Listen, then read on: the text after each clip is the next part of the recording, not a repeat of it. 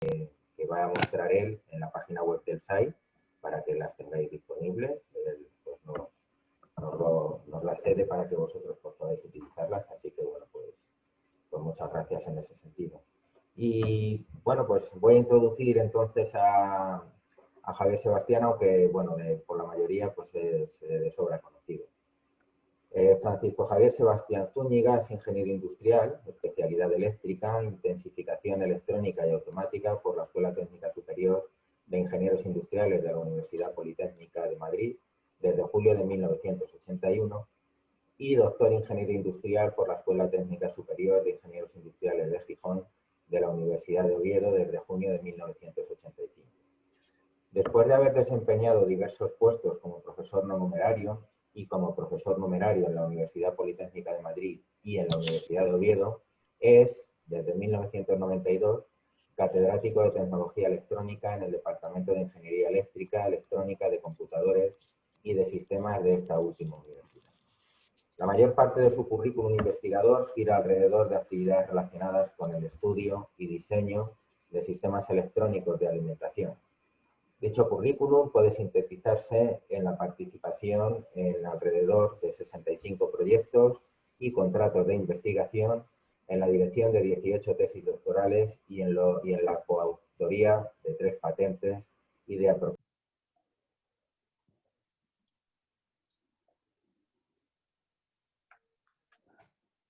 Pedro, se te ha ido la voz, creo.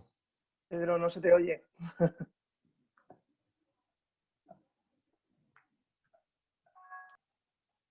¿Me oís ahora? ¿Me oís Ahora ahora, sí. verdad? Vale, Sí, sí. perdonad, no sé por qué. Bueno, decía que voy a leer la última parte, si no os importa de nuevo. La mayor parte de su currículum investigador gira alrededor de actividades relacionadas con el estudio y diseño de sistemas electrónicos de alimentación. Dicho currículum puede sintetizarse en la participación en alrededor de 65 proyectos y contratos de investigación, en la dirección de 18 tesis doctorales y en la coautoría de 3 patentes y de aproximadamente 450 publicaciones, incluyendo en este caso revistas y congresos. Bueno, pues cuando quieras, Javier. Simplemente un pequeño inciso, decir que pues el webinario tendrá un turno de preguntas de aproximadamente media hora al final de la presentación. Así que ahora ya sí, cuando quieras, Javier. Bueno, pues voy a hacer aquí una maniobra de estas. Bueno, muchas gracias en primer lugar, Pedro, por la presentación. Voy a hacer una maniobra de estas de cambiar de presentación. Espero que no haya problemas. Me vengo a esta presentación. Vamos a ver. ¿Estáis viendo una diapositiva que pone películas, Pedro? Sí, sí, Sí, sí. Javier, sí. Bueno, yo quiero empezar esta charla, este webinario, pues con algunas consideraciones previas que voy a sintetizar en 2 películas. Aquí aparece en la transparencia una película que estaba antes preguntando a ver si la gente la conocía y no había nadie que la recordara. Yo creo que casi todo el mundo la ha visto en algún momento porque la han puesto en televisión muchísimas veces. Se tradujo en español por Su juego favorito, es de Rob Hudson, y en ella se plantea la siguiente situación. Resulta que hay una persona, que es Rob Hudson, que ha escrito un libro sobre pesca que es muy famoso, pero resulta que él jamás ha pescado y los conocimientos que tiene sobre la pesca vienen de lo que oye normalmente a los pescadores. Él sintetiza esos conocimientos y con esa información ha elaborado un libro que se ha hecho famoso. Realmente la situación cómica llega cuando se tiene que enfrentar de verdad a una situación de pescar que no sabe, solamente conoce la teoría. Bueno, yo quisiera deciros que yo soy un poco como Rob Hudson en esta película. Mis conocimientos del mundo de los semiconductores son como los de Roger Willoughby, que es el nombre de Rob Hudson en la película, y vienen esencialmente de lo que he oído a los colegas, esencialmente del CNM, tanto el difunto Pepe Millán como Filipe Godiñón o Pepe Rebo. Y por tanto, pues si me planteáis muchas preguntas a nivel de detalle, pues tendré que decir, pues la verdad es que pues mis conocimientos no llegan hasta ahí. Bien, la segunda película que quiero hablar es una película que pusieron el martes pasado, que la conoceréis todos, es El Apartamento, y en ella, pues, Jack Lemmon trabaja como un oficinista en una compañía de seguros y realmente tiene un trabajo burocrático. Realmente la trama de la película va de otra cuestión, del uso de su apartamento, pero en mi caso, yo tras un poco lo que ha sido la impartación de Bolonia, cómo han cambiado las cosas, no solo con Bolonia, sino con otros asuntos que han hecho crecer la burocracia, pues a niveles enormes, pues mi vida es más parecida a la de Jack Lemmon en cuanto a su trabajo que a la de un científico. Sin embargo, sí que tengo la suerte de trabajar en un grupo de investigación en el que hay otras personas que tienen bastante más experiencia que yo, incluso en el uso de estos semiconductores, de los que vamos a hablar aquí, y a lo mejor, pues, alguna de las preguntas que me hagáis, a lo mejor se las tengo que derivar a alguno de mis colegas que esté por aquí. Ya veo, por ejemplo, aquí a Diego, y seguramente estará por aquí también Alberto. Bien, ya con esto voy a empezar con la presentación de verdad.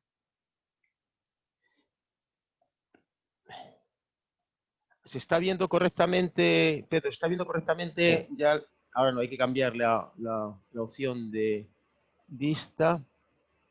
Vale, ¿se está viendo correctamente, Pedro? Sí, sí, se ve perfectamente. Vale, vale. Bueno, pues vamos a empezar. La guía de la presentación es la siguiente. Vamos a hacer inicialmente una pequeña introducción al mundo de los semiconductores, pero lo mínimo imprescindible. Luego después vamos a plantearnos por qué usamos dispositivos de banda prohibida ancha, qué ventajas tiene, qué limitaciones y por qué elegimos el carburo de silicio y el nitro de galio como semiconductores, como materiales para hacer estos semiconductores de banda prohibida ancha de uso en electrónica de potencia. Hablaremos brevísimamente de los diodos de carburo de silicio. Digo brevísimamente porque es una tecnología completamente madura y seguramente muchísimos de los asistentes tienen más experiencia que yo en su uso. Hablaremos un poco de los dispositivos normalmente cerrados, por qué digamos que los dispositivos controlados empezaron por los dispositivos normalmente cerrados, en particular por los JFETs. Luego, cómo se ha ido derivando hacia el uso de dispositivos normalmente abiertos, tanto de tipo FET como de tipo MOSFET. Y finalmente comentaremos cosas también de uso y de un poquito de principio de funcionamiento de los dispositivos de nitro de galio. Empecemos por la introducción. Bueno, aquí en la introducción es imprescindible recordar algo que todos los que habéis dado en vuestra formación alguna asignatura de dispositivos, de teoría básica de dispositivos conoceréis. El proceso de generación. El proceso de generación consiste en la redundancia, generación de un par electrón hueco cuando en una red, en este caso el dibujo corresponde a una red de silicio, es un dibujo plano, aunque la red es tridimensional. Bueno, pues aquí el proceso de generación corresponde a que se rompe un enlace covalente, queda un electrón en condiciones de poder moverse por la red cristalina y se genera un espacio vacío que en el átomo de silicio, que además tiene una carga positiva, y es precisamente el concepto de hueco. El proceso contrario es la recombinación y, bueno, pues, poco más que comentar. ¿Qué tiene que ocurrir para que se genere ese par electrón hueco? Bueno, pues lo que tiene que ocurrir es que haya energía, que ese electrón en particular tenga energía suficiente para liberarse del enlace covalente. Para hablar de energías no tenemos más remedio que usar diagramas de bandas. En este caso hemos representado aquí las energías de los electrones. En este otro eje de momento y en casi toda la presentación no aparecerá nada, o sea que realmente no hay información en ese eje. En algún momento sí vendrá, pero ahora de momento no. Y lo que ocurre es que en los semiconductores pues hay una banda en la que podría haber electrones, pero que no hay ningún electrón si estamos a la temperatura de 0 Kelvin, y hay otra banda en la que sí que está llena de electrones, está completamente llena de electrones si estamos a 0 Kelvin. La primera de las bandas es la banda de conducción y la segunda es la banda de valencia. Bien, cuando, bueno, por supuesto la separación entre las dos bandas es lo que se llama el gap o banda prohibida, ¿no? Se traduce, normalmente lo traducimos en español por banda prohibida. La situación a 300 Kelvin, a una temperatura que podríamos considerar ambiente, pues es muy distinta. Y es muy distinta, bueno, muy distinta, es esencialmente distinta porque hay algunos electrones de los que estaban en esta posición que han conseguido energía suficiente para dar el salto y colocarse en esta otra posición. Fijaros que para que haya conducción eléctrica es imprescindible que haya electrones en esta banda para que un electrón de esta banda de un átomo pueda decidir irse a una posición en otro átomo que otra posición que esté vacía. Fijaros que al mismo nivel energético hay un montón de posiciones vacías, ¿no? Entonces es imprescindible que haya electrones en la banda de conducción para que haya conducción eléctrica. De hecho, si estamos a 0 Kelvin, todos los semiconductores intrínsecos, de momento estoy hablando de semiconductores intrínsecos, pues, o sea, que no están dopados, serían aislantes perfectos y en cambio, pues cuando estamos a temperatura ambiente, los semiconductores de uso habitual pues tienen algún tipo de grado de conducción. Bueno, la equivalencia entre lo que es el proceso de generación dibujado en el diagrama de bandas y dibujado en lo que sería un diagrama más o menos de la estructura atómica, pues es el que veis, y por supuesto el de recombinación es el proceso contrario. Bien, vamos a hablar del concepto de concentración intrínseca. ¿Qué es la concentración intrínseca? Pues es una manera de medir cuántos electrones tienen energía suficiente como para dar el salto de la banda de valencia a la banda de conducción. Esto se mide normalmente en 1 centímetro cúbico, o sea, tenemos que considerar como un dado de jugar al parchís de 1 centímetro de arista. Entonces, pues la cantidad que en ese dadito de jugar al parchís de un determinado semiconductor habría de electrones y de huecos es lo que se llama la concentración intrínseca de ese material. Si estamos en un semiconductor intrínseco, o sea, no dopado, completamente puro, resulta que el número de electrones es igual al número de huecos. Normalmente la denominación de la concentración intrínseca es N sub I y la concentración de electrones es N y la de huecos P. Bien, ¿cómo se relacionan las concentraciones intrínsecas y las anchuras de la banda prohibida? Bueno, pues esto, a mí me gusta poner aquí siempre el siguiente ejemplo. Esto es como hacer salto de altura en atletismo, ¿no? Si nosotros nos planteamos la población del mundo, son, me parece, 7.000 millones de personas, y nos planteamos cuántas pueden saltar, digamos, 10 centímetros, 10 centímetros es poquísimo, pues la mayoría la pueden saltar.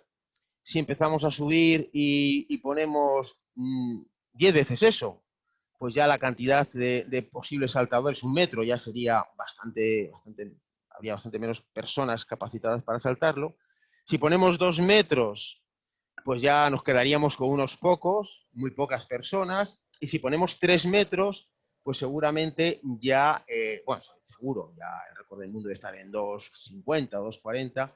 Nadie lo salta. A lo mejor si juntamos muchos planetas Tierra en otros, supongamos que hubiera planetas Tierra idénticos al nuestro, pues a lo mejor encontrábamos un atleta tan cualificado como para saltar 3 metros. Aquí pasa un poco lo mismo. Cuando el ancho de la banda prohibida es de 0,66 electronvoltios, pues hay, en ese dadito hay 2,4 por 10 elevado a 13 electrones y huecos, pero si subimos a menos del doble, pues ya en vez de este coeficiente ser 10 a la, esta parte de aquí ser 10 a la 13 pasa a ser 10 a la 10, si de 1,1 pasamos a 1,4 ya es 10 a la 6, y si pasamos a 2,2, pues ya resulta que solamente hay 7 electrones y huecos en ese dadito, ¿no? Por supuesto, si ya pusiéramos una altura de banda prohibida de 3 electronvoltios, ya tendríamos que juntar muchísimos daditos, millones de daditos, para poder conseguir encontrar un hueco y un electrón. Aquí en esta columna aparecen pues, el germanio, el silicio, el ácido de galio, y aquí veréis 3 politipos, 3 cristalizaciones distintas del carburo de silicio. Y en función de qué cristalización estemos hablando, pues ya veis que el ancho de la banda prohibida va cambiando y por tanto también las cantidades de electrones y de huecos que encontramos en ese ladito. Fijaros que en muchos de los politipos es que, vamos, estos politipos al menos, o en el nitruro de galio, desde luego no hay ni uno. O sea, hay que juntar un montón de daditos de estos para poder encontrar un electrón y un hueco. Son prácticamente aislantes casi perfectos. Pedro, ¿va todo bien? ¿Se me oye bien? Sí, se oye bien. Todo correcto. Se Vale, oye por sigamos ahí entonces. un reloj, pero yo creo que ya no se oye. O sea, que Vale, no hay vale, ningún muy bien. problema. Aprovecho, por favor, silenciar los micros. Yo estoy silenciando todos los que puedo, pero silenciar los micros el público, por favor. Vale, muy bien, pues sigo. Bueno, ¿y es bueno o es malo que NSUI sea grande? Porque claro, resulta que la electrónica empezó por el germanio, que tiene una NSUI bastante grande, un ancho de banda prohibida bastante estrecho. Hemos usado el silicio, que tiene una NSUI de 10 a la 10, más o menos. ¿Y es bueno o es malo que sea grande? Hemos pasado de un NI relativamente grande a uno más pequeño y ahora estamos planteándonos en muchas partes de la electrónica usar NSUIs cada vez más pequeñas. Bueno, ¿es bueno o es malo? Vamos a poner un ejemplo de dónde están los problemas. Imaginaos que queremos hacer un diodo PN, por ejemplo, un diodo sencillo, PN, y que dopamos la parte P con 10 a la 15 átomos de aceptador por centímetro cúbico, de tal manera que la concentración de los huecos va a ser esa 10 a la 15. Aquí dopamos de la misma manera, nada más que en este caso con donador. Tenemos 10 a la 15 electrones por centímetro cúbico. La concentración de huecos y de electrones es esta. Por supuesto, hay minoritarios, esos son los mayoritarios, hay minoritarios en las dos zonas. Aquí habrá electrones y aquí también habrá huecos. Y las poblaciones de electrones y de huecos tienen que cumplir en equilibrio que la multiplicación de las concentraciones tiene que dar NI al cuadrado, que sería 10 a la 20. O sea que si aquí tengo 10 a la 15, aquí tiene que haber 10 a la 5 para que el producto de las dos sea 10 a la 20 y aquí lo mismo. Bueno, ¿y qué es lo que pasa si nosotros subimos la temperatura? Esta es la situación a 25 grados centígrados. Bueno, pues el problema es que si estamos a 200 grados centígrados, la concentración intrínseca crece a 10 a la 14. Hay que dar 10 a la 28 el producto de estas dos cantidades. Ahora no son, en este caso tiene que ser, si aquí he puesto 10 a la 15, pues esto será para dar 10 a la 28, 10 a la 13. Y eso quiere decir que entonces este material ha pasado de tener una población de electrones insignificante en la parte P a tener una población de electrones bastante cercana a la de huecos.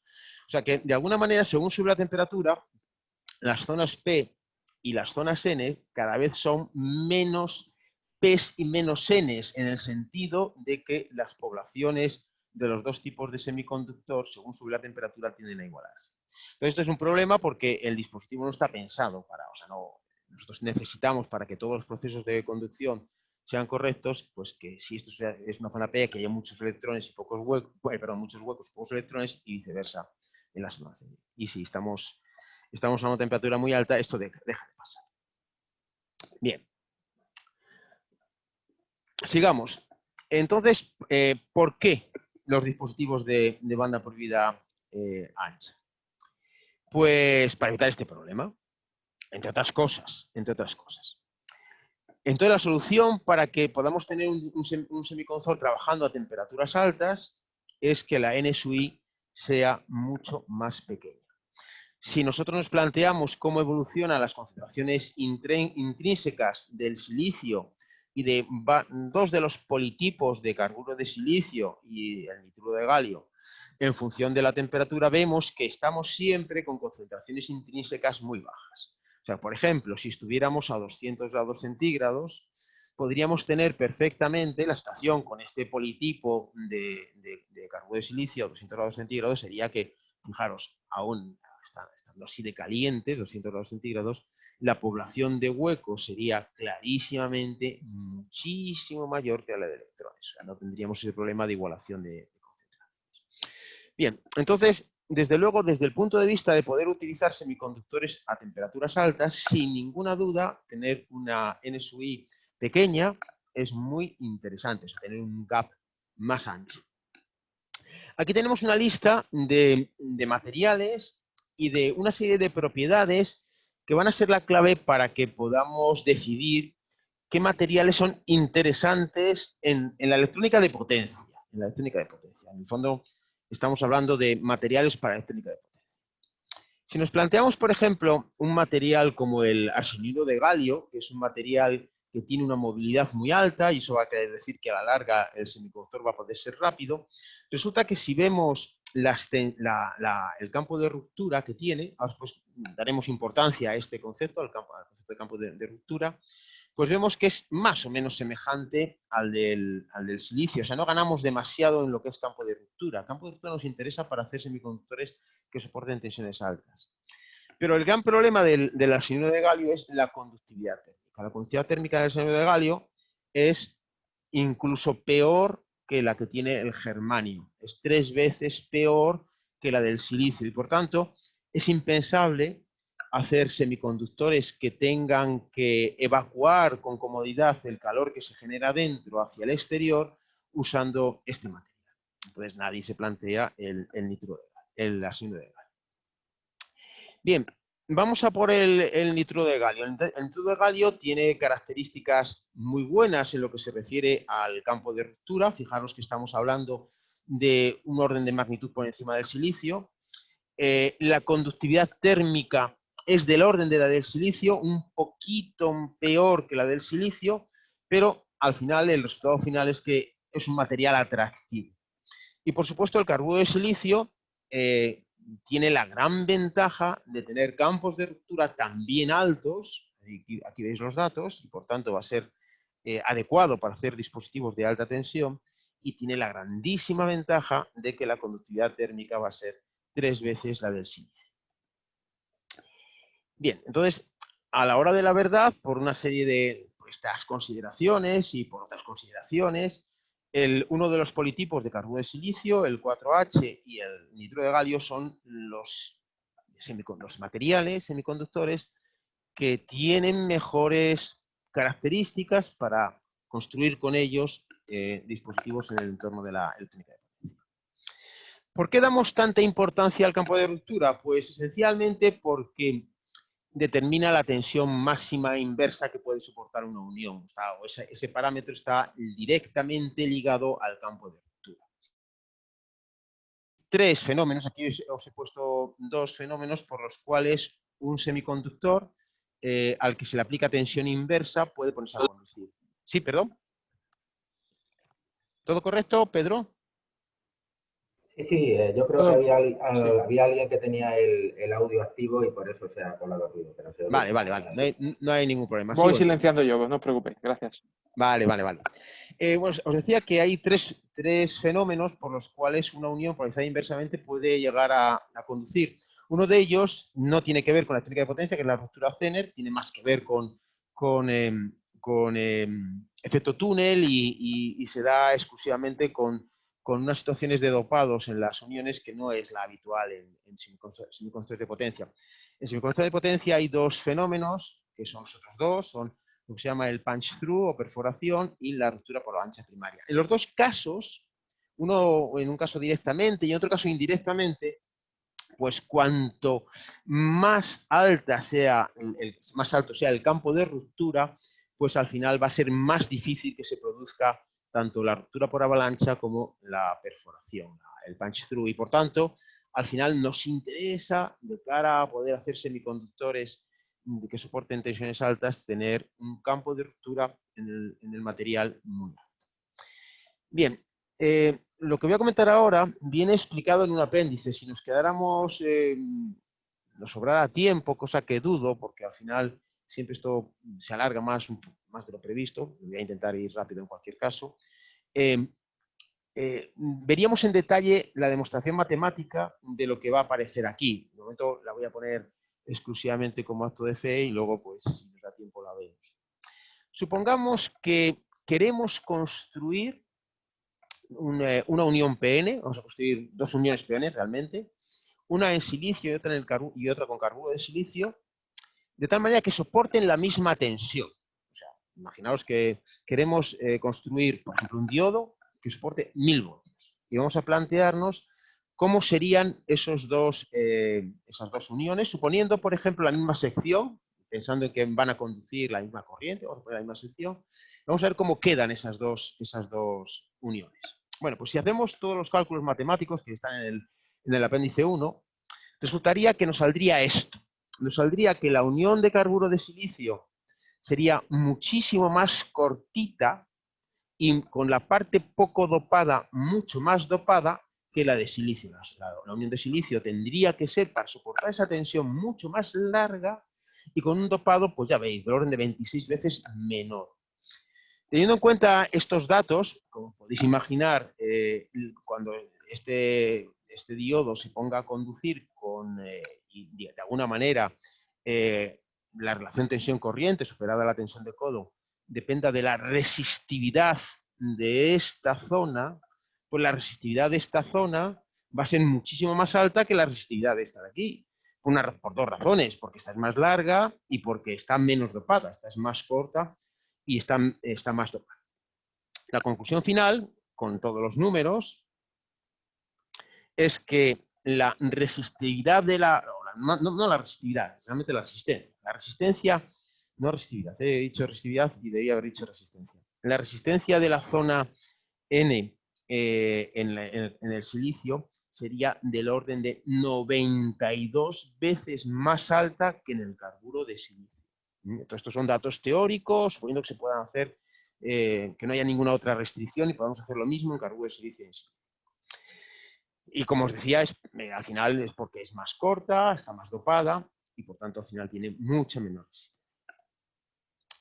Bien, ahora establezcamos, bueno, digamos que como estado final de lo que hemos dicho, si queremos que soporten la misma tensión, la de carburo de silicio, la zona resistiva del carburo de silicio va a tener una resistencia 93 veces más pequeña. Si hiciéramos otro ejercicio distinto que fuera, vamos a plantearnos que tengan la misma resistencia las dos uniones y vamos a ver qué tensión pueden soportar una y otra, llegaríamos a la conclusión de que para la misma resistencia la unión de carburo de silicio puede soportar casi 10 veces más tensión.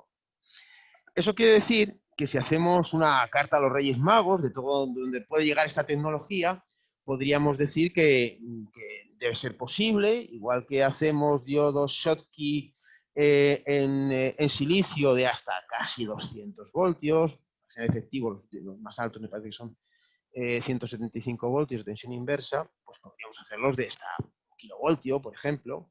Podríamos hacer MOSFETs, si los hacemos en silicio, de alrededor de hasta 1000 voltios, pues de 10 veces más, de 10 kilovoltios. Y si hacemos IGBTs de 6,5 kilovoltios, pues podríamos hacer, hipotéticamente, si no hubiera otras cosas que nos fallaran, de hasta 60 kilovoltios. Eso quiere decir que evidentemente, pues la tecnología tiene mucho camino por delante. Pero bueno, ¿es la panacea hacer dispositivos de este estilo? Pues no, hay sus problemas. En general, todos los dispositivos bipolares van a tener tensiones de codo más grandes porque dependen de la concentración intrínseca y hemos dicho que este valor va a ser mucho más pequeño, por tanto esta V0 va a ser más grande. Va a haber dificultad en construir el propio material. El material va a ser muy sensible a los defectos y va a haber problemas para construir el material porque, entre otras cosas, siempre que tenemos dos átomos distintos en el material es más complicado construir las redes que si es un único átomo, un único tipo de átomo. En general son más caros, son muy sensibles a los defectos en la red. En el caso del carburo de silicio hay que activar los iones. Eso quiere decir que cuando se dopa, para que realmente el dopado tenga efecto en la generación de huecos o electrones, hay que hacer un recocido. Eso modifica la situación de la red cristalina. Hay problemas para partir de obleas de tipo P, en el caso del carburo de silicio, y eso genera problemas para la construcción, por ejemplo, de IGBTs.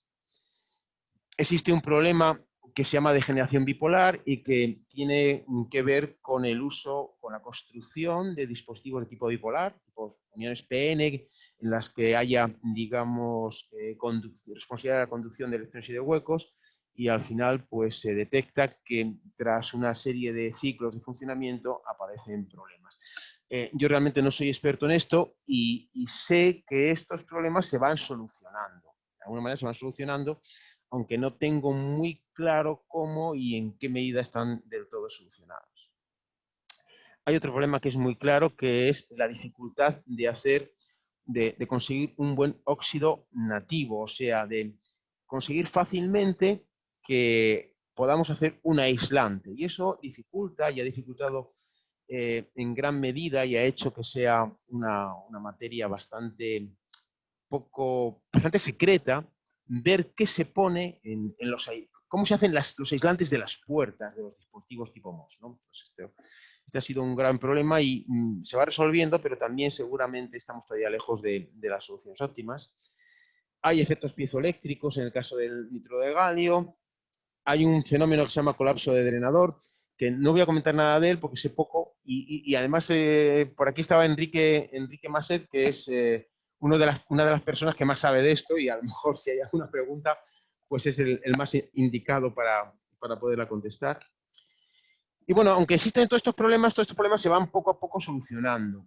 Y yo establecería una comparación, en el fondo, con la situación que tenemos actualmente con los dispositivos de banda prohibida ancha y la siguiente situación. Imaginaros que encontráramos en una isla del Pacífico, encontráramos que, habiendo pasado desapercibida la presencia de esta isla, pues los habitantes de esa isla pues miden 3 metros. Y decimos, esto es estupendo porque con seres humanos de 3 metros de altura podemos montar unos equipos de baloncesto que van a ganar a todo el mundo, ¿no? Entonces, bueno, pues esto es una noticia estupenda y vale, pues nos hemos encontrado una panacea para hacer buenos equipos de baloncesto. El problema es que, evidentemente, hay que entenderse con ellos, hay que explicarles las reglas. Si han estado aislados, pues no saben ni de qué va el baloncesto, ni nos entendemos ni en español, ni en inglés, ni en fin. Pues hay un montón de problemas que poco a poco se irán solucionando, ¿no? Y esa es un poco la situación. Tenemos unos materiales estupendos, pero hay bastantes problemas y poco a poco se va a solucionar. Bien, vamos a seguir con la presentación. Vamos a por los diodos de carburo de silicio. Aquí voy a ir rapidísimo porque no aporta, lo que yo puedo comentaros no aporta nada. Yo creo que es una tecnología completamente madura. En tensiones relativamente bajas, los dispositivos son de tipo Schottky. En tensiones relativamente altas, de varios kilovoltios, son diodos PIN esencialmente, PN o PIN, pero esencialmente PIN. Y existe la posibilidad de hacer diodos mixtos en los que hay una parte que es Schottky y otra parte que es de tipo PIN. Y eso es lo que ocurre pues, en las tensiones intermedias, los diodos de tensiones intermedias. Bueno, lo que decíamos, hay muchísimas opciones comerciales, pues una tecnología madura. Yo pongo aquí algunos de los fabricantes. Por ejemplo, SemiSouth ya no existe. Cree ha pasado a ser Speed. Y comentaros que en general cuanto más parte Schottky tiene el diodo, pues tiene mejor calidad de tensión en conducción en cuanto a tensión de codo, son más rápidos y por tanto son también, por ser Schottky, son de mayores fugas y de tensiones de ruptura más bajas. Y todo lo contrario, si damos más énfasis a la parte bipolar. Bien, aquí aparecen las características de un diodo de SemiSouth. SemiSouth, como comentábamos, ha desaparecido. Y lo que vemos es que tienen coeficiente de temperatura positivo, y eso quiere decir que son fáciles de paralizar, pero también tienen cierta tendencia al embalamiento térmico, y hay que tener cuidado con este asunto, ¿no? del coeficiente de temperatura positivo. Y luego aparece algo que nos puede sorprender y que nos va a sorprender en todos los casos, y es que, aunque yo he planteado que una de las razones para ir al carburo de silicio es la alta temperatura, los dispositivos que tenemos a día de hoy comerciales son de temperaturas en el rango del silicio. O sea que hay otra serie de problemas que no se han resuelto, de tal manera que nadie pone en el mercado lo que teóricamente sería posible, ¿no? Tener un diodo, por ejemplo, de carburo de silicio capaz de soportar a 400 grados centígrados. Pues eso no existe. A día de hoy pues seguimos con temperaturas del orden de 200 grados centígrados, incluso más bajas. Bien, vamos a... No sé si me he saltado una. No, no me he saltado ninguna. Vamos a por los dispositivos nuevamente cerrados. Ya os comentaba que de diodos iba a comentar muy poco. Vamos a por dispositivos controlados, dispositivos que tienen un terminal de control y podemos decidir cuándo los ponemos en conducción y cuándo los ponemos en bloqueo. Y vamos a empezar por los normalmente cerrados, que son los JFETs, los FETs de Card USB. Bien, ¿cuáles son las ventajas? Pues fijaros que inicialmente uno de los graves problemas del Card USB era la degeneración bipolar. Entonces había que construir un dispositivo que no fuera bipolar, que fuera unipolar. Entonces el JFET es un dispositivo unipolar y por tanto no tiene degeneración bipolar. Es un dispositivo rápido, que es algo deseable siempre en electrónica de potencia. Se fabrica partiendo de WASN, es otra ventaja, no podríamos partir de WASP. Su estructura es relativamente simple y es un dispositivo bastante maduro, o sea que a día de hoy se han hecho bastantes cosas y podríamos calificarlo de bastante. ¿Cuáles son las desventajas? Pues las desventajas fundamentales es que es normalmente cerrado y que se controla con tensión negativa.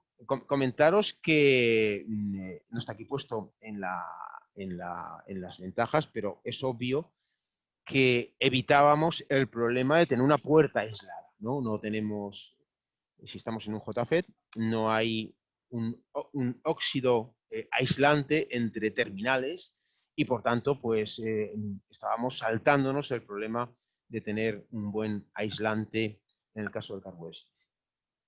Aquí tenéis una estructura de JFET no de potencia, sino es la estructura típica de un JFET de señal, pero para contaros lo que voy a contaros, pues vale eso, ¿no? La estructura de un JFET, como es bien conocido, pues parte de una zona P, que sería estas partes de aquí, una zona N. Entre las zonas P y las zonas N hay unas zonas de transición, o sea, unas zonas que no tienen portadores de carga. Y, desde luego, con esta estructura, si nosotros polarizamos con tensión nula la puerta con relación a la fuente y colocamos en el drenador una resistencia y una fuente de tensión, por aquí va a poder fluir corriente sin ningún problema. Y esto ocurre con tensión cero en la puerta. O sea, el dispositivo con tensión cero en la puerta es un dispositivo que deja pasar la corriente eléctrica. Si queremos que el dispositivo deje de dejar pasar la corriente eléctrica, cese, obligue a cesar el flujo de corriente eléctrica, lo que tenemos que hacer es polarizar inversamente. Si polarizamos inversamente, conseguimos que las zonas de transición de las uniones crezcan tanto como para, digamos, destruir el canal, ¿no? Quitar todos los portadores de carga del canal. Y entonces ya no es posible que pase corriente eléctrica. La tensión que hay que poner en la puerta se puede ajustar en función de los anchos de esta zona y en los dispositivos pues, del orden de menos de 10 voltios. Aquí he puesto 10 voltios, pero en los dispositivos comerciales con tensiones negativas del orden de 5 voltios o así, pues enseguida empezamos a provocar el cese de la conducción de la corriente. Bien, aquí tenéis algunas de las características de un dispositivo, uno de los dispositivos que tenía SemiSouth.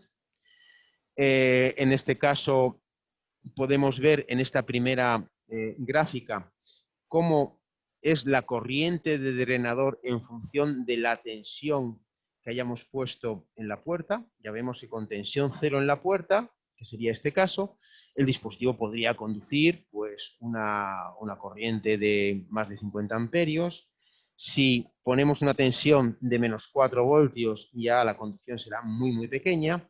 Y podemos forzar incluso una mejor conducción, una mejor capacidad de conducción, poniendo una tensión de polarización directa. Lo único que si polarizamos directamente la puerta con relación a la fuente, hay que tener cuidado porque si vencemos el codo, la tensión de codo propia de esa unión, pues tendremos conducción de corriente por puerta. Eso es lo que se ve aquí. En esta gráfica que tenéis a la derecha, aparece la tensión puerta-fuente y aparece la conducción de corriente por puerta. Si tenemos tensiones moderadas, positivas, pero moderadas, mejoraremos la capacidad de conducción, pero y no tendremos conducción por drenador y no tendremos conducción por puerta. Pero si nos pasamos en la colocación de tensión positiva en la puerta, tendremos conducción por puerta. Bien. Aquí vemos las características digamos, el coeficiente de temperatura, ¿no?, del dispositivo en cuanto a la resistencia. Cuanto más caliente está el dispositivo, pues mayor es el valor de la resistencia. Esto favorece, tiene la parte positiva de que favorece el paralizado de los dispositivos y de hecho la construcción de dispositivos a base de celdas pequeñas. Y en cambio, pues tiene problemas de posible embalamiento térmico si no se, digamos, dimensiona adecuadamente lo que es el sistema de refrigeración. Bueno, ¿cuál es el problema de los dispositivos normalmente cerrados? Bueno, pues para explicarlo, yo creo que es una cosa que va a entender todo el mundo fácilmente. Para explicarlo, pongamos estos dispositivos en una aplicación. Aquí he dibujado pues, un corrector de factor de potencia. Imaginaos que entramos en alterna por aquí. Esto es un corrector de factor de potencia. Aquí generamos continua y luego esa continua pues la modificamos el valor de la continua pues, con un convertidor en puente como el que tenéis aquí colocado. Claro, evidentemente, cuando aplicamos tensión aquí en la entrada, si los dispositivos son normalmente cerrados, antes de que el circuito de mando se entere de que tenemos que abrir los dispositivos, ellos son normalmente cerrados, y lo que pasaría es que tendríamos aquí un cortocircuito por aquí, y bueno, un montón de cortocircuitos por estos caminos, puesto que los dispositivos serían de natural, pues, normalmente cerrados. Entonces, tenemos dos opciones, o colocamos aquí en serie otro elemento, un nuevo elemento, en este caso, por ejemplo, un MOSFET normal de silicio, de tal manera que hasta que no tengamos la certeza de que el circuito de mando ha sido capaz de abrir todos los interruptores para poder, digamos, cargar inicialmente este condensador y luego proceder a un arranque suave en las condiciones habituales, pues hasta que no tengamos claro que el circuito de mando tiene tensión y está haciendo lo que tiene que hacer con los dispositivos, no podemos cerrar este dispositivo. Esto significa, pues, cambiarlo todo, por supuesto, es el circuito de mando nuevo, por supuesto, los drivers que van aquí tienen que ser distintos, porque las tensiones de control, en vez de controlar entre 0 y, no sé, 12 voltios, como un MOSFET, tenemos que controlar para conducción 0 y para bloqueo, pues, menos 5, menos 10 voltios. Entonces, todo cambia, todo cambia. Esto es fácilmente aceptable para el mundo de los diseñadores del contexto de la técnica de potencia. La realidad es que no. La realidad es que no. La realidad es que cambiarlo todo por tener ahí dispositivos de este estilo, pues no tiene éxito. Esto no va bien. ¿Cuál es la alternativa? La alternativa es resucitar una estructura que en la historia de la electrónica ha aparecido muchísimas veces. Apareció en el contexto de la electrónica de comunicaciones, incluso en el mundo de las válvulas termoiónicas, para conseguir amplificadores que tuvieran buena ganancia de tensión y de corriente y buen ancho de banda. Y luego apareció, antes de existir los IGBTs, hubo una serie de intentos de hacer dispositivos mixtos, bipolares y MOS, y se llamaban entonces BIMOS, aquellos dispositivos, y en ese caso también se recurrió a esta estructura, a la estructura en cascodo, que en este caso, en el caso particular de su uso con dispositivos de carburo de silicio, pasa por colocar un dispositivo de carburo de silicio arriba, con su puerta unida a la fuente del otro dispositivo. Aquí he puesto un trazo discontinuo, por lo que comentaré después, y debajo un dispositivo de silicio. O sea que tenemos una estructura mixta que pierde, por tanto, las ventajas potenciales en temperatura, puesto que tenemos en este lado un dispositivo que podría hipotéticamente trabajar a alta temperatura y aquí otro que no. Pero bueno, esas ventajas a día de hoy no existen, puesto que al final los dispositivos reales de carburo de silicio no tienen grandes ventajas en temperatura con relación a las de silicio. Y esta estructura, pues sí tiene éxito, ¿no? Bien, aquí vemos cómo quedaría el convertidor de antes, pues usando cascodos. En este caso, si unimos la puerta de cada dispositivo a masa, este control y este driver es el de siempre. O sea que la gran ventaja es que nos vale todo lo que tenemos en drivers y todo lo que tenemos en estructuras de control, o sea, de control quiero decir no de control teórico, sino de manera de poner en conducción a los dispositivos de potencia. No, todo lo que tenemos nos vale. Tenemos la opción además de, en vez de colocar esta puerta unida aquí a la fuente, pues hacer cosas, que es lo que quiero decir con este trazo puntuado, aquí, en trazo no continuo. Podemos conectarlo a cero o conectarlo cuando nos interese a una tensión ligeramente positiva, colocar ahí una tensión ligeramente positiva, cambiante, si queremos mejorar incluso lo que es el estado de conducción. Eso en la realidad no se está haciendo así, se está apostando por conectar directamente la puerta al terminal fuerte. Bien. Hay mucha gente que apueste por los cascodos mixtos entre JFETs de carburo de silicio y MOSFET de silicio. Pues la realidad es que no. La realidad, comentaros que solamente United Silicon Carbide es la única empresa que está apostando por ellos. Hubo un cierto momento en que Infineon tenía dispositivos, se podía bajar información de ellos en las páginas web, etcétera, y pasado un cierto tiempo, todo el esfuerzo de Infineon en los dispositivos JFET pues, ha desaparecido. Han decidido que no era la solución y que iban a apostar por los MOSFETs.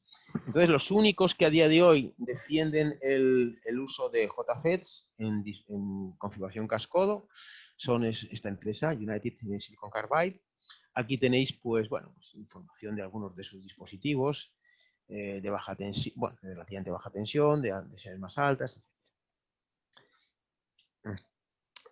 Este es el símbolo que ellos preconizan para el cascodo. En vez de dibujar toda esta estructura, dibujan esto. Sobre los símbolos quiero hacer especial hincapié porque muchas veces son equívocos. Ya comentaré algo al final de la presentación sobre eso. Ellos también, la gente de United Silicon Carbide, pues se esfuerza por encontrar aplicaciones, otras aplicaciones a sus JFET, son los únicos que apuestan por ellos. Aquí tenéis un ejemplo, en este caso son limitadores de corriente, mientras las corrientes son relativamente pequeñas, el dispositivo se comporta como una resistencia y cuando las corrientes crecen, pues tiende a comportarse como una fuente de corriente. Entonces, este es una de las aplicaciones para las que defienden sus JFETs de carburo de silicio. Aquí hay otra, en este caso pues es un breaker, un abridor de circuitos, y bueno, es un poco la apuesta por buscar más aplicaciones a sus JFETs. Claro, realmente todo el mundo quiere dispositivos normalmente abiertos y en cuanto estuvo la tecnología de JFET normalmente cerrados pues ya un poquito madura, la gente empezó como loca a intentar buscar dispositivos normalmente abiertos. Y en dispositivos normalmente abiertos, pues huyendo del uso de aislantes de puerta, por las razones que comentábamos, la dificultad de encontrar los materiales adecuados para hacer un buen aislante de puerta, la primera apuesta fue hacer JFETs normalmente abiertos. ¿Cómo se podía conseguir eso? Pues se podía conseguir de la siguiente manera. Cambiando las dimensiones, yo aquí el dibujo que he puesto es el mismo que ponía en los normalmente cerrados, pero las dimensiones tendrían que ser completamente distintas. De tal manera que las zonas de transición que antes eran relativamente estrechas, ahora con tensión cero en la puerta, fueran suficientemente amplias o el canal suficientemente estrecho para que las zonas de transición que tenemos con tensión en puerta cero, con tensión aquí en la puerta cero, fueran capaces de obstruir el canal. O sea que necesitamos cambiarlo todo, cambiamos la manera de fabricar, realmente tenemos que acertar bien con la manera de conseguir la anchura aquí adecuada para que con tensiones de puerta cero, las zonas de transición sean, digamos, tan grandes comparadas con el canal como para taponar, por decirlo de alguna manera, taponar el canal. Luego, cuando queremos que el dispositivo conduzca, lo que tenemos que hacer, bueno, yo, antes de eso comentaros que yo propondría un símbolo distinto para este tipo de dispositivo, puesto que no existe canal, igual que en los MOSFETs habituales de crecimiento, de acumulación, pues dibujaría lo que va a ser el canal en trazo discontinuo. Nadie me va a hacer caso con esta propuesta de símbolo, pero esto es como debería ser, no usar el mismo símbolo como se estuvo usando. Bien, ¿cómo consigo que el dispositivo conduzca? Pues polarizando directamente. Si polarizo directamente, puedo conseguir retraer las zonas de transición de las uniones y conseguir, por tanto, que quede liberado el canal, se destapone el canal y pueda circular corriente eléctrica desde drenador a fuente. Claro, esto implica que la tensión, y esto empieza a ser muy importante, la tensión que ponemos aquí tiene que ser suficientemente grande como para que las zonas de transición queden bastante estrechas, pero no podemos pasarnos en su valor, no podemos poner un valor demasiado alto, puesto que estamos polarizando directamente una unión y si nos pasamos en el valor de la corriente, perdón, en el valor de la tensión puerta-fuente, lo que va a ocurrir es que vamos a inyectar corriente de manera significativa por la puerta del dispositivo. Vamos a dejar de tener un dispositivo de los que, digamos, se controlan por tensión a un dispositivo en el que la corriente que inyectamos por la puerta pues, puede ser significativa. Bien, por supuesto, cuando se quiere utilizar este dispositivo, pues hay que usar drivers especiales. Está claro que no nos podemos pasar en la tensión de puerta, eso quiere decir que hay que poner tensiones muy específicas. Aquí tenemos un dispositivo de los que tenía SemiSouth, como comentaba, SemiSouth ha desaparecido y el símbolo que usaban, como os comentaba, es equívoco. Usaban el mismo símbolo que para los normalmente cerrados, cuando el dispositivo pues, es normalmente abierto. Aquí tenéis una comparación de dispositivos de SemiSouth. A la izquierda están los normalmente cerrados, los que hemos visto inicialmente, y a la derecha los normalmente abiertos. Se puede ver, son las curvas características de salida del dispositivo, o sea, corriente de drenador frente a tensión de drenador o fuente con parámetro tensión en la puerta, y vemos que en los normalmente cerrados con tensión nula, que sería esta curva de aquí, pues tenemos conducciones grandes, mientras que en este otro caso, que son los normalmente abiertos, la curva de tensión nula estaría por aquí abajo y daría una conducción prácticamente cero, ¿no? Bien, los JFET normalmente abiertos, sin ninguna duda, están en proceso de extinción. Vamos, yo no sé si completamente extinguidos o casi completamente extinguidos. Desde luego, SemiSouth desapareció. Infineon no quieren ni oír hablar, bueno, Genesic, bueno, antes de Infineon, Genesic, de alguna manera reniega de ellos. Ahora os comentaré qué quiero decir con esto que reniega de ellos. Y Infineon, que es Speed ahora mismo, pues no quiere ni hablar de ellos. O sea, cuando incluso estaban apostando por JFETs, eran siempre normalmente cerrados. Nunca quiso trabajar con los normalmente abiertos. ¿Cuál es el problema? Pues el problema es acertar en el proceso de fabricación, acertar en este ancho, tal como es el proceso de fabricación es muy complicado, acertar en este ancho para que el dispositivo funcione bien. Y eso quiere decir que SemiSouth tenía buenos dispositivos, pero con un rendimiento en el proceso de fabricación muy bajo. Y por eso pues, tuvo que prescindir de su fabricación. El caso de Genesic es curioso porque cuando los JFET normalmente abiertos parecía que tenían futuro, ellos, sus dispositivos, que nunca llamaron JFET, los llamaron Super Junction Transistor, los representaban de esta manera, los representaban como si fueran dispositivos unipolares. Ahora que la cosa ha cambiado y que nadie quiere hablar de estos, los representa de esta manera. Los representa, como veis ahí. lo representa con un símbolo de bipolar, de transistor bipolar, aunque les pone nombres a los terminales de dispositivo FET, drenador, puerta y fuente.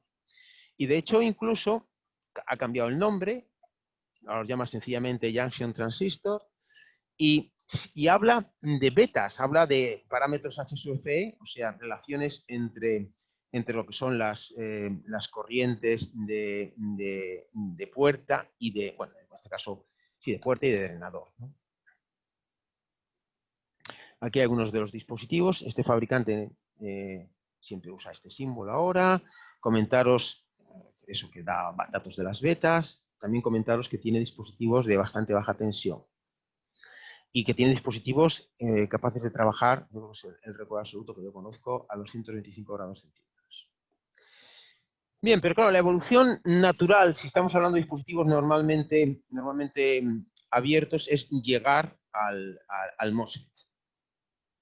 Bueno, ¿por qué no hemos empezado desde el principio por él? Pues por lo que decíamos, por los graves problemas que hay con el aislante de puerta. Aquí tenéis, también para que la explicación sea sencilla, un dibujo tradicional de MOSFET, en este caso, bueno, MOSFET de acumulación, pero de tipo lateral, no es de tipo vertical, no es de los que se utilizan en técnica de potencia, pero para las explicaciones nos valen también perfectamente. Bueno, pues cuando hemos puesto aquí tensiones positivas en un MOSFET, como todos sabéis, aquí hemos conseguido acumular electrones de tal manera que existe un canal que posibilita la conducción desde el drenador a la fuente, ¿no? Claro, el gran problema es lo que ponemos aquí, en este aislante.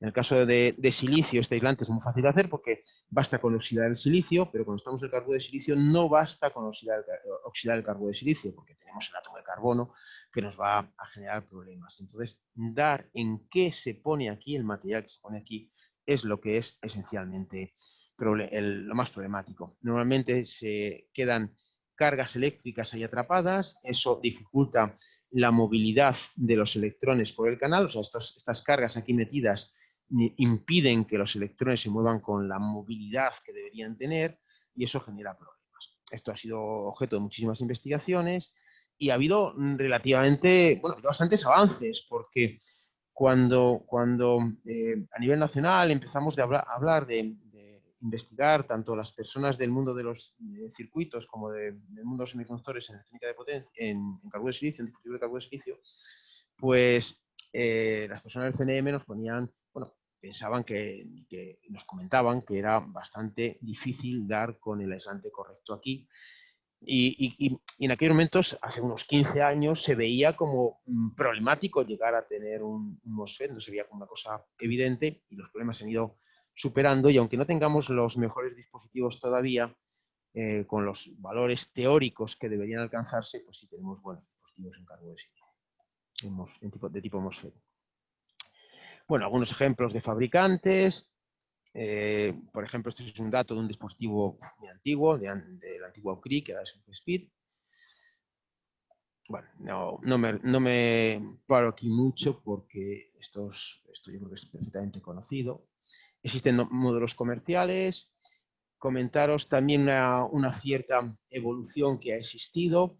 CRI pasó a ser GoodSpeed y estaba previsto que pasara a ser Infineon, pero parece ser que el gobierno norteamericano puso problemas a todo esto y actualmente pues Infineon ha tenido que desarrollar sus MOSFET completamente al margen de GoodSpeed. Aquí tenéis unos ejemplos de módulos ya hechos con las placas placas que se conectan directamente sobre los dispositivos, con todo lo que tiene que ver con drivers, protecciones, etcétera, etcétera. Bueno, todo esto está muy, muy maduro y seguramente muchos de vosotros tenéis bastante experiencia en el uso de estos módulos. Bueno, otra transparencia a pasar rápido, información de lo que tiene ROM, dispositivos de hasta 1700 voltios, conducciones de corriente bastante altas, como podéis ver, en dispositivos de 650 voltios. En fin, todos estos datos, además, son datos cambiantes. En dispositivos MOSFET de carburo de silicio, yo creo que los de más alta temperatura de unión son los de ST, que llegan a los 200 grados centígrados, los demás quedan por debajo de ese valor. Y aquí tenéis pues información muy general de lo que tiene ST en dispositivos de carburo de silicio, MOSFET de carburo de silicio, también llegando a 1700 voltios. Bueno, todo esto lo paso despacio, lo paso muy deprisa. Bueno, algunas consideraciones, algunas de ellas eran más verdad antes y han pasado con el transcurrir y con la mejora de la tecnología, con el transcurrir del tiempo y la mejora de la tecnología han cambiado. Desde luego al principio los fabricantes nos decían, vale, usted tiene aquí un MOSFET de carburo de silicio, pero no piense que puede coger y quitar directamente un MOSFET de silicio y poner en su posición un dispositivo de carburo de silicio, porque hay cosas que son distintas. Algunas, como os decía, ya no son tan verdad. Por ejemplo, se aconsejaba por la baja transconductancia del dispositivo llegar a tensiones de puerta de alrededor de 20 voltios. También se aconsejaba bajar las tensiones, en vez de, digamos, apagarlo con tensiones cero, apagarlo con tensiones negativas. Esto ya no es así, ya hay dispositivos que están pensados para ser controlados con tensiones más parecidas a las de los MOSFET de silicio. Algunas de las tensiones máximas de puerta son asimétricas. Esto es debido a que hay dopados en el aislante. Desde luego hay que garantizar una gran limpieza en las señales de puerta. Eso implica pues, poner valores de resistencia en serie con la puerta para evitar oscilaciones parásitas o al menos atenuarlas, y a veces distintos valores de puerta en el encendido y el apagado. Y hay que intentar, pero esto yo creo que es común a todos los dispositivos de electrónica de potencia, pues minimizar al máximo las inductancias parásitas en el cableado. Aquí tenéis una comparación más o menos justa entre dispositivos de carburo de silicio y de silicio. Son de la misma tensión. En este caso, la resistencia del canal es de 65 miliohmios, aquí 340. Aquí la carga de puerta solamente es de 30 nanoculombios y aquí es de 94 nanoculombios. Perdón. Si intentamos buscar una figura de mérito que sea, por ejemplo, burda, pero pueda valernos el producto de la resistencia por la carga de puerta, pues podemos llegar a la conclusión de que el dispositivo de carburo de silicio es aproximadamente 16 veces mejor que el de silicio. Es una mejora sustancial. Aquí tenéis también información de las capacidades parásitas, pero vamos, usando ese criterio, el de esa figura de mérito, que podría ser el producto de la resistencia en conducción por la carga de puerta, pues llegaríamos a la conclusión que os decía sobre que realmente existe una mejora sustancial en los dispositivos de carburo de silicio. Bien, aquí tenemos también otra comparación que no es con dispositivos actuales, es con dispositivos un poco antiguos, pero es que no puedo hacerlo de otra manera porque en esa comparación van a aparecer los JFET normalmente abiertos que no existen ya, no hay dispositivos así. Bien, vamos a comparar un MOSFET de carburo de silicio con un JFET normalmente abierto y uno normalmente cerrado. Si valoramos pues, las capacidades parásitas, las resistencias que tenemos, etcétera, etcétera, llegaríamos a la conclusión de que el mejor dispositivo es el JFET normalmente cerrado. El JFET normalmente cerrado tendría mejores características globales desde el punto de vista de lo que consigo en cuanto a capacidades parásitas y resistencias que el MOSFET. Pese a eso, claro, tiene las dificultades de su control y por eso, pues, solamente, como os decía, hay un fabricante que apuesta por ellos. Ese fabricante, como os decía, es United Silicon Carbide, que defiende las ventajas del cascodo de JFET, JFET de carburo de silicio con MOSFET de silicio, frente al dispositivo, digamos, completamente y únicamente de carbono de silicio tipo MOSFET. Y, por supuesto, con relación al IGBT de silicio. Aquí hay una tabla de comparación en la que tenemos en la primera columna sus cascodos. Aquí tenemos un MOSFET de carbono de silicio, aquí un JFET no un cascodo, sino un JFET de silicio, en este caso de Infineon, de los que tenía Infineon, y aquí un IGBT de IR, ¿no? Y, bueno, pues haciendo una comparación que seguramente no es imparcial, le sale que el mejor dispositivo es el suyo, es el JFET, digamos el cascodo hecho con JFET de carbono de silicio y MOSFET de silicio. Bueno, por supuesto, aquí hay más información también comparando algunas de las características de los MOSFET de silicio con su cascodo, y siempre defendiendo que al final el cascodo tiene mejores características que el propio MOSFET de carbono de silicio. Bien, todo esto es su visión, los demás fabricantes tienen otra visión distinta. Bueno, ya por último vamos a abordar los dispositivos de GaN. Bien, ¿por qué el GaN? Bueno, pues en principio se pueden hacer en GaN, se pueden hacer diodos, pero los diodos de GaN no han tenido éxito, ¿no? Y los que sí han tenido éxito son los GEMS. Los GEMS son los transistores de alta movilidad de electrones. Son los transistores, un tipo de transistor que normalmente hasta ahora pues no se estudiaba en las escuelas de ingeniería, porque al menos de ingeniería industrial, porque el uso de los GEMS está mucho más ligado a aplicaciones de microondas, digamos a aplicaciones de radiofrecuencia en el mundo de las microondas. ¿Cómo es un GEM? Pues un GEM de los que se usan en microondas es esencialmente como un MESFET. Un MESFET es como un JFET, nada más que la puerta, en vez de ser, cuando el MESFET es de canal N, y si lo comparo con un JFET de canal N, pues en un JFET de canal N la puerta es tipo P, en un MESFET la puerta es metálica, no es un semiconductor. O sea que un MESFET es como un JFET, pero en vez de con una unión PN entre la puerta y el canal, una unión metal semiconductor entre la puerta y el canal. Bien, entonces es como un MESFET, pero con una característica especial, y es que el canal no es un canal como el de los JFETs o de los MESFETs o de los MOSFET. Es un canal que se construye con un gas bidimensional de electrones. Esto es algo completamente distinto. Este canal tiene unas capacidades de conducción altísimas y con muy bajas capacidades parásitas, y eso hace que los GEMS inicialmente no en nituro de galio, sino en arsenuro de galio, se hayan venido utilizando en el mundo esencialmente de la radiofrecuencia como amplificadores de microondas.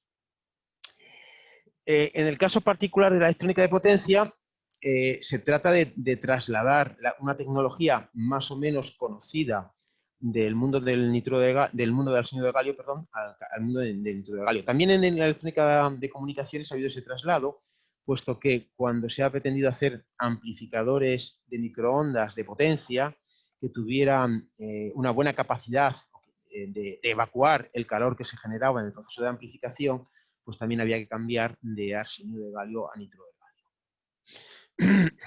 Bien.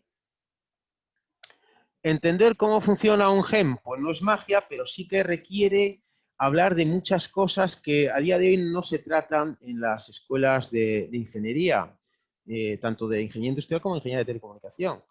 Hay que hablar de diagramas de bandas, hay que hablar de niveles de Fermi, hay que hablar de lo que son las homuniones, de lo que son las funciones de trabajo, de lo que son las interuniones, y finalmente llegar a lo que es el 2D gas. Todo esto lo tengo también en un apéndice. Si alguien estuviera interesado en comentar alguna cosa a nivel de detalle, pues puedo pasar algunas de esas transparencias cuando acabemos la parte formal de la presentación.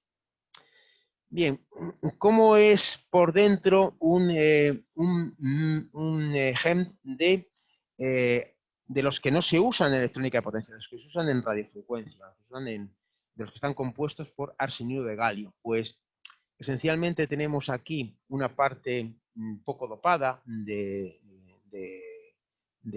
arsénido de galio, esto estaría dopado débilmente N, esto estaría sin dopar, esto sería, bueno, esto sería, perdón, vamos a empezar desde el principio, esto sería arsénido de galio aluminio, esto es ligeramente dopado ligeramente dopado N, esto sería arseniuro de galio aluminio sin dopar, y aquí en la interfase entre el arseniuro de galio aluminio y el arsénido de galio, aquí en esta interfase, por una serie de razones que no son magia, que tienen que ver con las energías de los electrones, se acaban acumulando los electrones. Y se acaban acumulando los electrones de una manera, digamos, brutal. Pues si acaso luego comentaré alguna cosa sobre esto, formando lo que es un gas bidimensional de electrones. Ese gas bidimensional de electrones, en el caso particular de hacer las cosas bien, si este material está sin dopar y este está sin dopar, pues resulta que tiene además una movilidad altísima, porque al contrario de lo que ocurre cuando yo tengo un canal, normal de un MOSFET, pues ese canal de electrones se genera en una zona donde hay iones, y esos iones tienden a atraer a los electrones y a dificultar la conducción. Aquí se genera esa acumulación de electrones en una zona en la que no hay iones. Ahí no hay iones, no se ha dopado, y por tanto esos electrones tienen movilidades altísimas. Bien.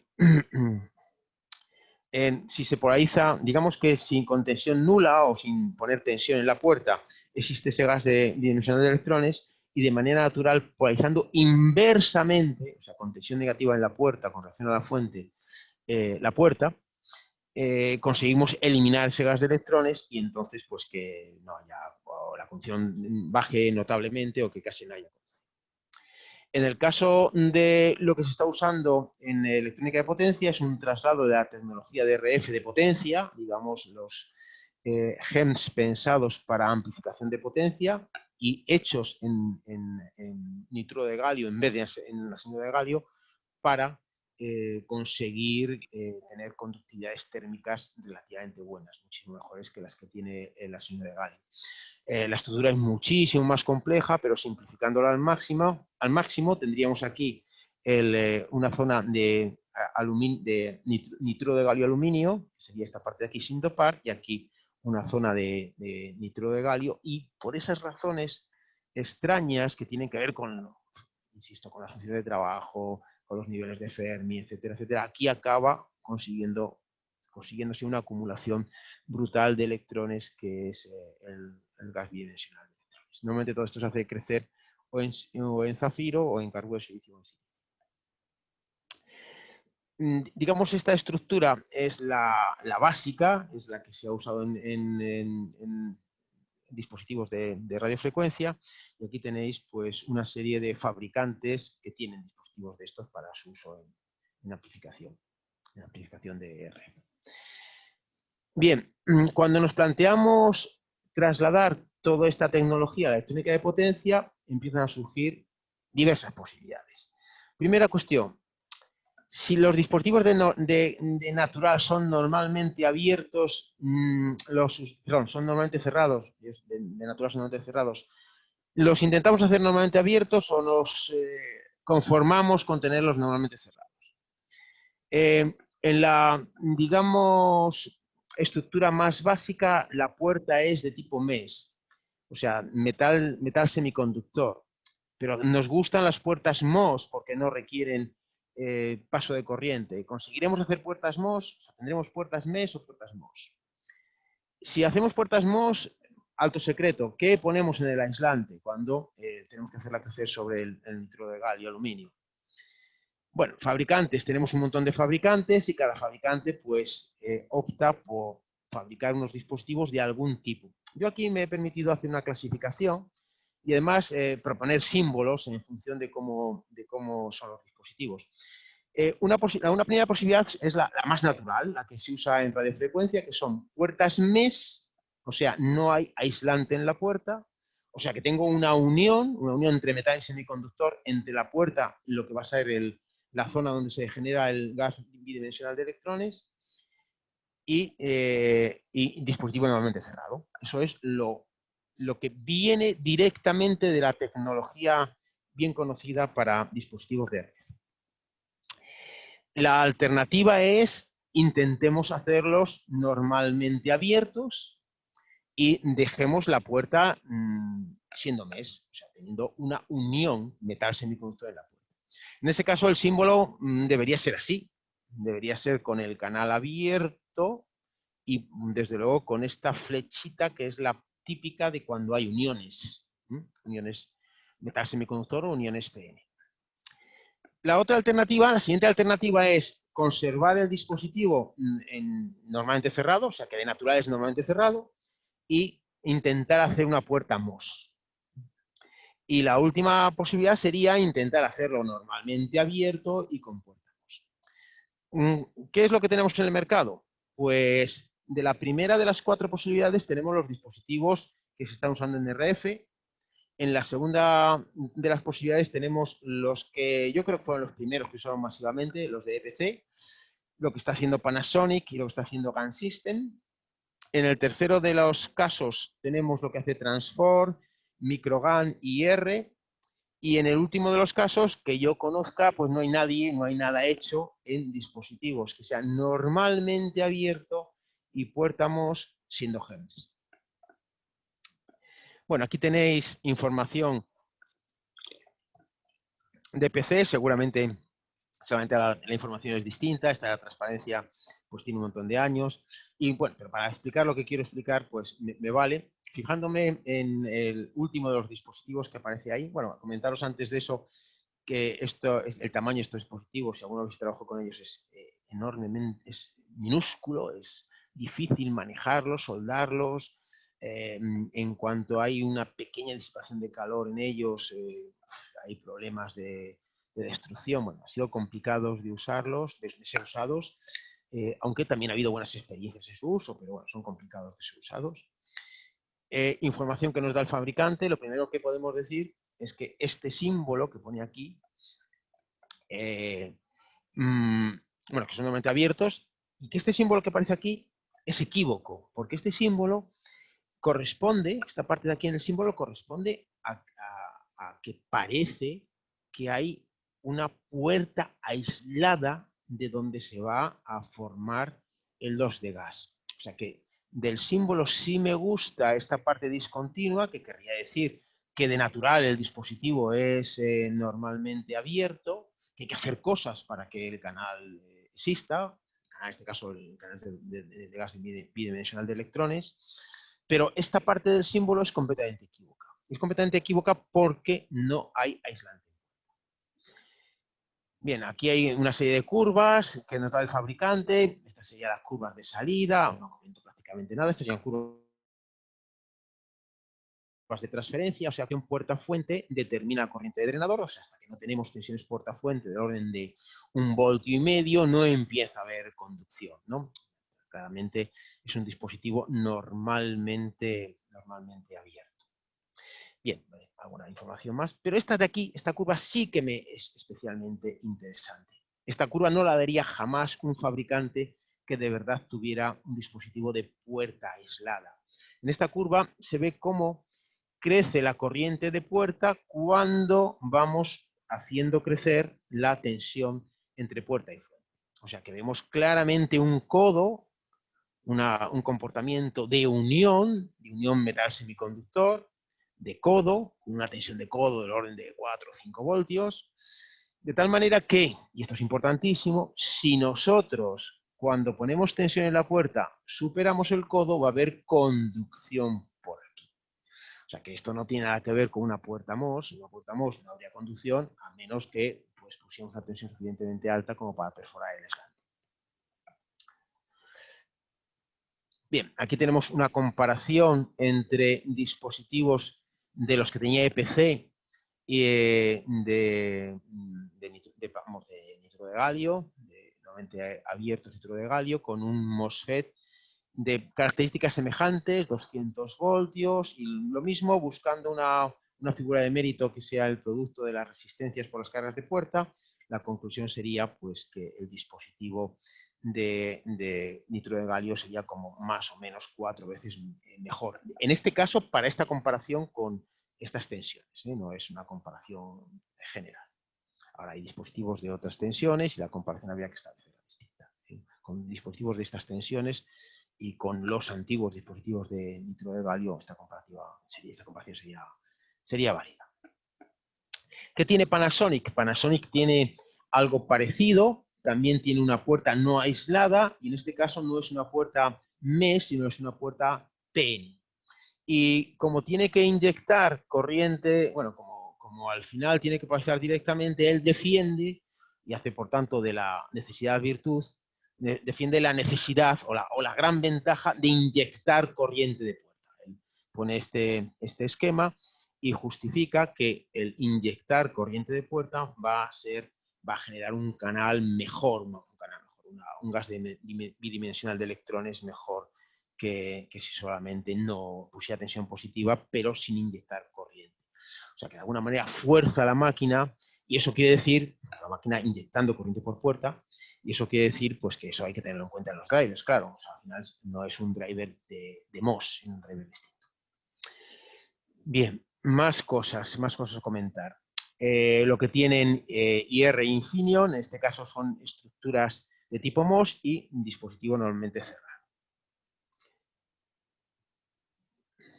Todos ellos están pensados para ser usados en cascodo. O sea que la idea es poner debajo un MOSFET de baja tensión y de silicio, y arriba poner el GEM de nitro de galio. Comentar que digamos que las estructuras en cascodo, no lo he dicho antes cuando hablábamos de los cascodos en el caso de los JFETs de carburo de silicio, alguien podría decir, claro, pero esta disposición en serie de elementos va a perjudicar la resistencia en conducción. Evidentemente eso va a ocurrir, pero lo que ocurre es que las resistencias en conducción de los MOSFET de baja tensión son muy bajas. Y realmente la tensión que soporta, cuando digamos todo el dispositivo está soportando tensión, la mayor parte de la tensión se soporta entre el drenador y la fuente del dispositivo de arriba, y la tensión que se soporta aquí es muy, muy baja. Por tanto, se pueden poner siempre MOSFET de muy baja tensión, con muy bajas resistencias en conducción, y al final, pues el deterioro de la resistencia total es, por usar un cascodo, es bastante pequeño. Bien, más información. Aquí quiero hacer hincapié en el proceso por el cual el dispositivo tiene una tensión de uso máxima. El fabricante siempre incide en que los GEMS no tienen avalancha, no tienen ruptura por avalancha. O sea que no va a pasar que si nos pasamos de la tensión máxima a soportar, rápidamente el dispositivo se va a deteriorar, sino que podremos pasarnos de esa tensión, cuando superemos la tensión máxima, habrá un aumento de la conducción, pero que no tiene por qué desembocar fácilmente en una destrucción del transistor. O sea, que son más robustos frente a superar los límites de tensión, no como los dispositivos habituales. Entonces el fabricante comenta ese tipo, dice que está determinada, la ruptura está determinada por la corriente de fugas, ¿no? Y que esa corriente de fugas crece, como está aquí, como aquí aparece, en función de la temperatura, pero que bueno, se puede superar durante pequeños instantes de tiempo las tensiones máximas sin deterioro grande del dispositivo. ¿Todo bien? ¿Todo correcto? Sí, todo correcto. Todo correcto. Vale, vamos bien, creo que vamos bien de tiempo. Bueno, finalmente comentaros algunas cosas más, los esfuerzos de integración. Por ejemplo, Transform integra lo que es el dispositivo de nitro de galio con el MOSFET, lo empaqueta todo, esto es una gran ventaja. Y bueno, más cosas. Aquí tenéis también información, por ejemplo, de las tensiones máximas con las que se puede trabajar en función de determinadas consideraciones, ¿no? Por ejemplo, de modo transitorio, uno de 600 voltios puede llegar a 750 voltios. Bien, alguna cosa más. Aquí más integración. Esto es lo que tiene MicroGAN, de integración de dispositivo GEM y dispositivo en este caso de silicio. También información sobre cómo crece la corriente de fugas en función de la tensión. transferencia, bueno, no me detengo porque no aporta mucho. Integración, esto sí que creo que también es muy interesante, integración del mando, o sea que de alguna manera el driver, más que el mando, el driver aparezca ya dentro del propio dispositivo. En este caso alimentamos, ponemos un condensador para garantizar que la impedancia hacia adentro, bueno, digamos que la tensión queda aquí muy constante y la impedancia que se ve es baja ante pulsos. Y bueno, pues metemos por aquí, por este terminal, las señales de control, alimentamos correctamente y el dispositivo pues es capaz de trabajar en las mejores condiciones. Aquí Texas Instruments pues añade más lógica a la integración, tenemos pues, grados de integración mayores. Bueno, ya por último, pues hacer un poquito resumen de lo que os he contado en cuanto a dispositivos, sin ventajas, inconvenientes. Si empezamos por los MOSFET de carburo de silicio, diríamos que están pensados para una frecuencia media, no son los de frecuencia más alta. Tendrían un potencial futuro en dispositivos de alta temperatura, no es la realidad a día de hoy. Son los que están pensados para poder manejar tensiones más altas. Se gobernarían con lógica estándar. Quiero decir lógica estándar, quiero decir que gobierno con un 1 que significa tensión alta y un 0 que significa 0. Es lo que quiero decir, esencialmente con lógica estándar. Y hasta ahora hacían falta drivers distintos. Ahora cada vez más se van consiguiendo dispositivos en los que se puedan usar los drivers normales. El dispositivo JFET de carburo de silicio normalmente cerrado, pues tendría las primeras características semejantes, pero desde luego lo que tiene que ver con la lógica es completamente distinta. 0 voltios es cerrado, negativa es abierto, y desde luego los drivers pues, tienen que ser completamente distintos. Si pensamos en el difunto JFET normalmente abierto, pues nos quedaríamos que la lógica sería la estándar, pero los drivers serían muy distintos, porque al final aquí no se podía poner una tensión demasiado alta, puesto que entra en conducción la puerta. Todo esto, en cualquier caso, pues los normalmente abiertos completamente desaparecidos, extinguidos, y estos otros, salvo por los esfuerzos de Semisound, casi desaparecidos. De Semisound, no, perdón, de United Silicon Carbide. Y volviendo a otros dispositivos, los cascodos de carburo de silicio y silicio, pues diríamos que también serían para tensión media, para frecuencia media. Aquí la temperatura siempre tendría que ser relativamente baja, o sea, la potencial ventaja de temperaturas altas no existiría, puesto que estaría limitado por el dispositivo de silicio colocado en esta posición. Aquí sí que todo el control es completamente estándar si colocamos la tensión de la puerta a la misma tensión que la fuente. O sea, si unimos este terminal con este otro de aquí, entonces sí que tendremos todo que tiene que ver con lógica y con drivers completamente estándar. Siempre que habría la posibilidad de gobernar esta puerta por separado y conseguir alguna ventaja, pero eso no se está haciendo. Y los únicos que apuestan por esta solución, pues yo como decía, es United Silicon Carbide. Luego tenemos los GEMS de tipo normalmente cerrados, que estos sí que podrían usarse en más alta frecuencia. Siempre la temperatura sería relativamente baja porque el dispositivo tiene una conductividad térmica baja. La lógica sería no estándar, el driver no estándar, y el uso de estos, pues al final acaba siendo pues, el uso en cascodos, ¿no? Se va a la estructura en cascodo para apostar por este dispositivo. Y por último tendríamos los GEMS de nitruro de galio de tipo puerta MES, que son normalmente abiertos. Aquí tendríamos también posibilidades de alta frecuencia, la temperatura baja.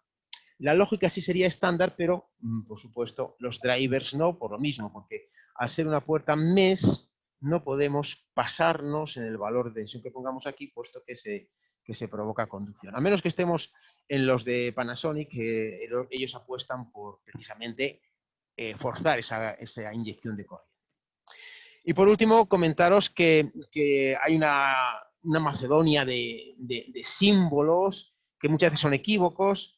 A veces se usan los mismos símbolos para cosas distintas, a veces para las mismas cosas, símbolos distintos. Bueno, un poco hay un lío con el asunto. Este símbolo para, esto me parece que era United Silicon Carbide, significa, esto de aquí, significa un cascodo, ¿vale?